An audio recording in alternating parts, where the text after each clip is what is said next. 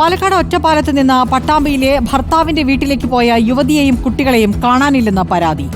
ഒറ്റപ്പാലം സ്വദേശിനിയായ ബാസില, മക്കളായ റബിയുൽ ഗസി, ഗനീം നാഷ് എന്നിവരെയാണ് കാണാതായത്. ഒറ്റപ്പാലം പോലീസ് കേസെടുത്ത് അന്വേഷണം പുരോഗമിക്കുന്നു. ഒറ്റപ്പാലത്തെ സ്വന്തം വീട്ടിൽ നിന്നും ഭർത്താവിന്റെ പട്ടാമ്പിയിലെ വീട്ടിലേക്ക് ഇന്നലെ ഉച്ചയോടെയാണ് ബാസിലയും 7ഉം 2ഉം വയസ്സുള്ള ആൺകുട്ടികളും യാത്ര തിരിക്കുന്നത്. യാത്രയ്ക്കിടെ പട്ടാമ്പിയിലെ വീട്ടിലേക്ക് വരുന്നില്ലെന്ന് ബാസില ഭർത്താവിന്റെ ഫോണിലേക്ക് ശബ്ദ സന്ദേശം അയച്ചു. പിന്നാലെ ഫോൺ സ്വിച്ച് ഓഫ് ആയി. സന്ദേശത്തിൽ നിന്നും റെയിൽവേ സ്റ്റേഷനിലെ ശബ്ദം കേട്ട ഭർത്താവും ബന്ധുക്കളും നടത്തിയ അന്വേഷണത്തിൽ വൈകിട്ട് 4 മണിയോടെ ബാസിലയും മക്കളും ഷൊർണൂർ റെയിൽവേ സ്റ്റേഷനിൽ എത്തിയതായി CCTV ദൃശ്യങ്ങളിലൂടെ കണ്ടെത്തി.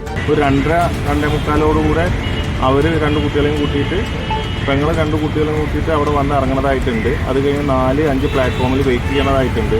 അതിനുശേഷം നമ്മളൊരു കോയമ്പത്തൂർ പാസഞ്ചറും അതേപോലെ ഇൻ്റർസിറ്റിയും പാടെ വന്ന് നിൽക്കുന്ന ആ ഒരു ഗ്യാപ്പിൽ അവരെ കാണുന്നില്ല. ആ ഗ്യാപ്പിൽ പിന്നെ അവിടുന്ന് കാലിയാണ്.